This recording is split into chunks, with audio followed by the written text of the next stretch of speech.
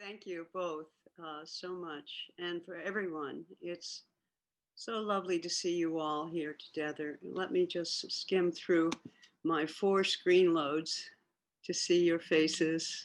Beautiful, so lovely. And then these black boxes, I guess you guys are just enjoying the sun. Anyway, that's great. You know, it's such a time we're living in. It's tumultuous time that we're living in. And we're so fortunate that some of us were able to sit yesterday for half a day in the zazen kai. I found that incredibly calming because I have been truly doom scrolling constantly. It seems to me since last spring. It has been just on and on and on. And my body and your body probably also really can respond to the quiet moments that we take, that re-entering to the truth of our lives, of our bodies in just this moment of time, not last week, not yesterday, this moment of time. You know, of course, all of us are experiencing such, we've begun to forget that since March, our day-to-day lives have been obscured, and the worldwide epidemic that's going on is so concerning. And there, on the one hand, there's people's lives, and on the other hand, people talking about the financial impact and on their own lives, gain and loss of a human life. And then we hear about the earth, and we find out that because of so many lockdowns, that actually there's some benefit to the the ending of so much pollution going on. And here in this country, you know, it's the contempt for any difference. It's bizarre. The way any sense of a community, it seems fractured. People contracting into points of view and unable to meet one another as humans. It's the time to stop and calm ourselves, I think, so that we can confront the racism and all the other isms that tear our wholeness apart. The fracturing of white privilege is devastating to some who have only that to cling to. So we do need to find ways to begin anew, to reach out and guide those who are tormented and deluded, frightened, misinformed, dare I say, conned.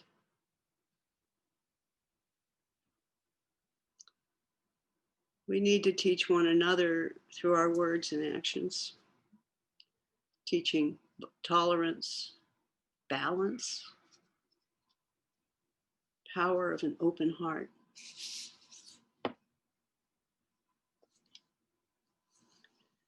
One way I think is very helpful for us all is to connect with each moment that we're living, to serve this very moment, not the one we read about or heard about or thought about yesterday, but today's moment.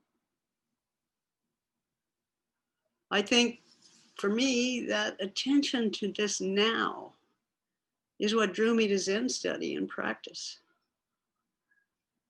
Each moment is alive and new.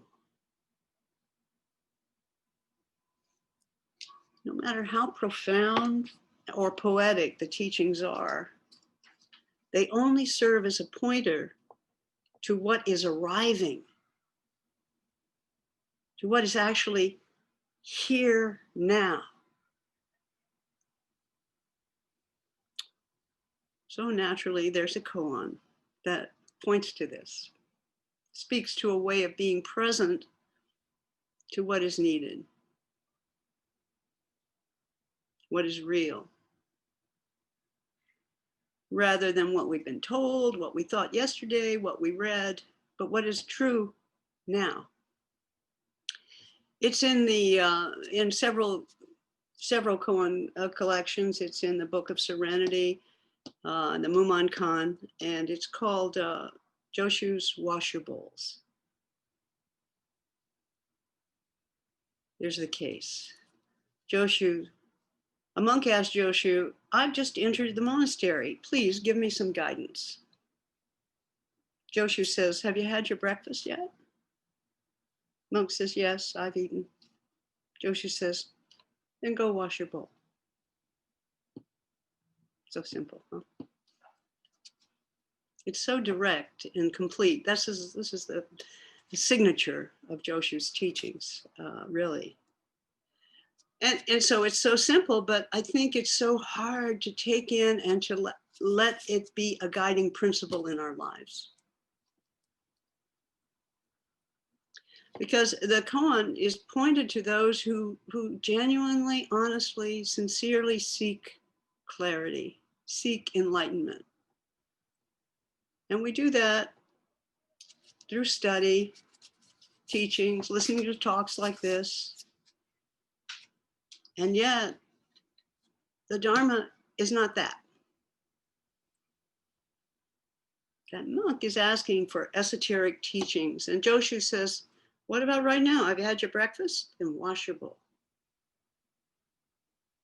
Instead of looking for the teachings in a Dharma talk or a ritual or a book,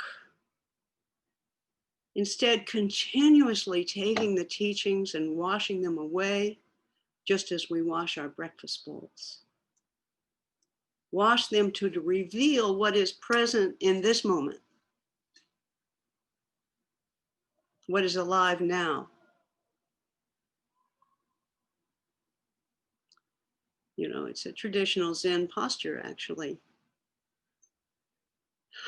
We're able to let go of our fixed notions, and that is what it is to be free, to be alive in this moment. We become fresh, and then we're able to meet spontaneously what arises, whether it be from the ancients, a koan that suddenly becomes alive to us, or something from social media and digital gossip.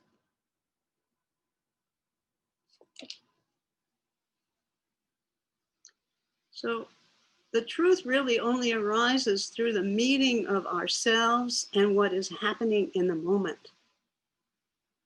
It is how we meet the moment, moment by moment, fresh to what is appearing before us. So as I was studying this koan and trying to think about how to take it into my life right now, last week, you know, I was sitting and suddenly horns honking everywhere, jubilant voices, people clapping in my apartment complex. And it was, of course, when Biden was pronounced the elected president. It was like a new moment. Problem solved. This is what I thought in the moment. I thought, problem solved. As long as I didn't take the bait and think that everything would be fine, that all the programs from the new government would be beneficial, would be addressed, that racism and climate change and poverty would suddenly be seen for what they are, and things would begin to change. As Wansong, who wrote a comment on the koan, said, "They swallow the hook out of greed for the bait." They swallow the hook out of greed for the bait. There I was, The hook is any fixed insight, any teaching, any realization of how to do anything, of how to be. We always have to be aware of our own easily swallowed teachings. We always need to check ourselves, ask ourselves, but what about now? How is it in this moment of time? If we were to condense our whole lives and all of time right down to this very moment, what kind of moment would that be?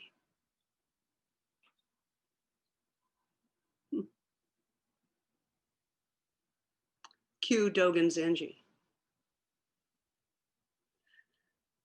Dogen Zenji, the medieval Zen philosopher monk, offered words on this question.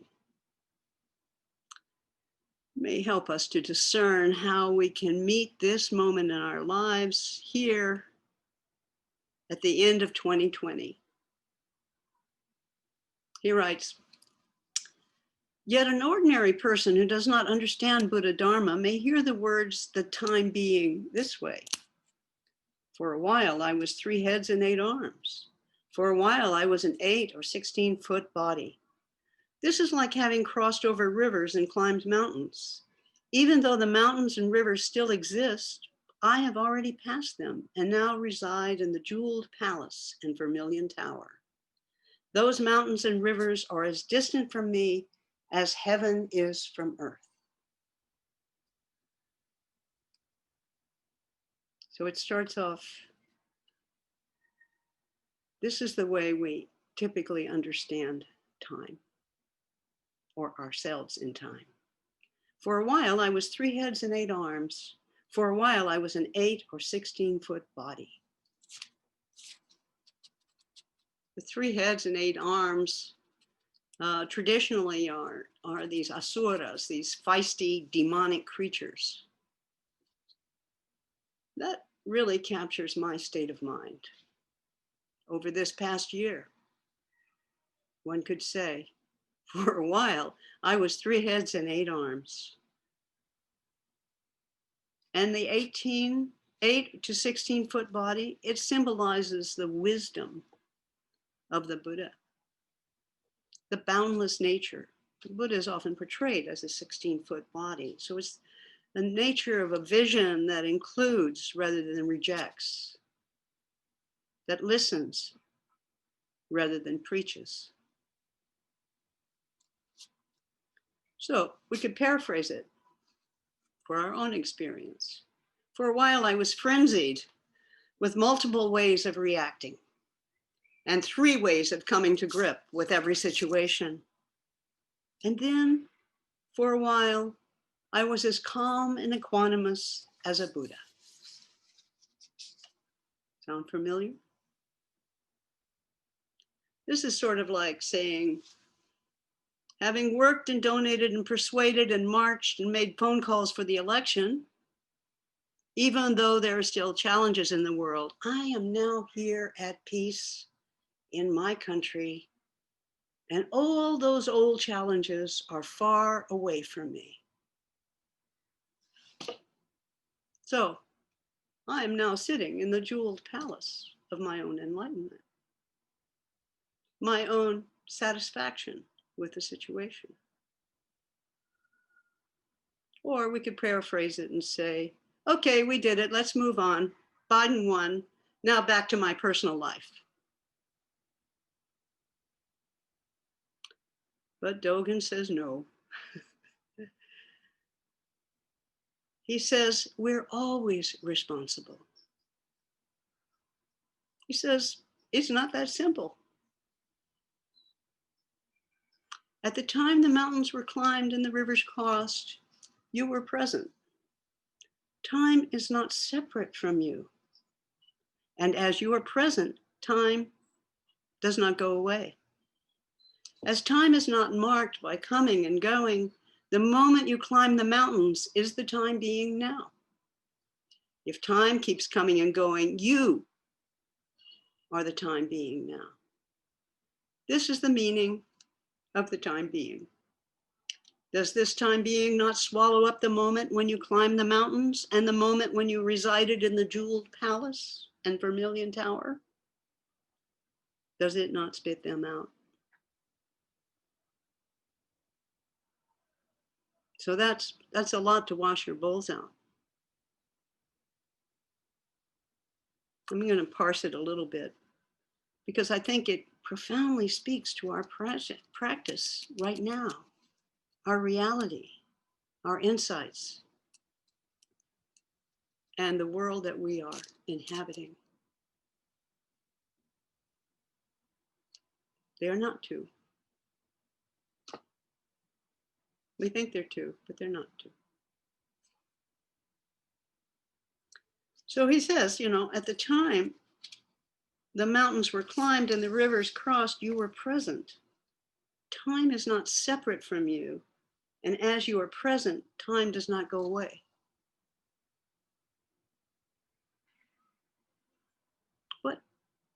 What is he reminding us? Isn't it that right now, each of us together here on Zoom, actually take a breath together, present to an in-breath and an out-breath.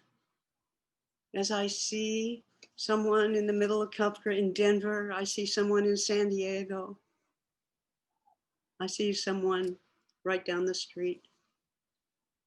All of us right now taking a breath.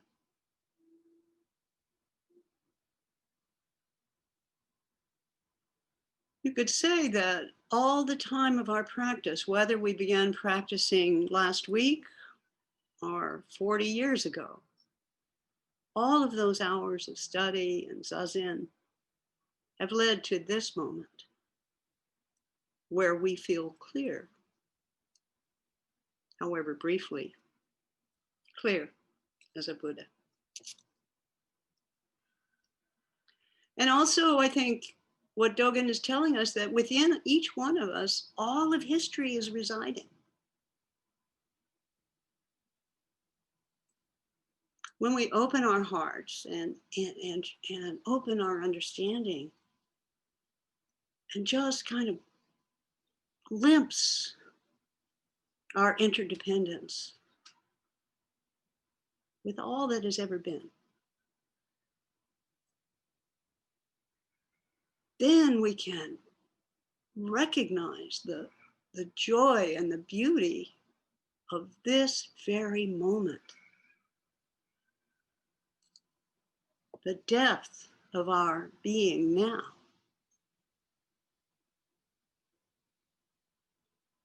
That encompasses all that has ever been. I mean, yeah. How marvelous is that? And Dogen brings us right there, really quick. As time is not marked by coming and going, the moment you climb the mountains is the time being right now. If time keeps coming and going, you are the time being right now. Dogen, I think, is saying your past, my past, this country's past, this earth's past is not an abstract time, but woven into the very web of our lives right now. It is an element in the vastness that has ever been. Every experience in our lives, every witness in our lives, and in the life of the world is alive and carried through this moment of time. It kind of makes you want to do a full prostration, really. I think that's why we sit zazen, why we are willing to enter samadhi have a cup of tea, care for our loved ones. It is also why we enter the struggle against tyranny in our government, of brutality in our policing, the necessity to stand up for the benefit of all beings, because we are the time being right now. Each of us, none of us are left out. So Dogen ends this section, which I love this section. This is the meaning of the time being. Does this time being not swallow up the moment when you climbed the mountains and the moment when you resided in the jeweled palace in Vermilion Tower? Does it not spit them out? It's as if Dogen brings us back to this moment, this time being that swallows, surrounds, and encompasses the past, and thus acts and embodies us in the reality of the moment. Ah, yes, all of this. Isn't your personal history and the world's history tied up with the very moment that you witness, the moment you act? With the moment you sat zazen and the moment you experienced compassion? And this spitting out, isn't that washing our bowls? Beginning again at the foot of the mountain, at the door of the Vermilion Palace, at the polling place, marching in the streets, in the simple acts of our everyday life. This Uji, this meditation on time that Dogen wrote can really be helpful at this time for each of us. If we don't get caught up in a kind of abstraction, but bring each line back into our ordinary lives. It's about our own practice. So if you've enjoyed the meal, I encourage you to wash your bowls. My verse for today to end is, a fine meal indeed after such a long hunger. Still, the bowl's got to be washed, making room for the next moment in time.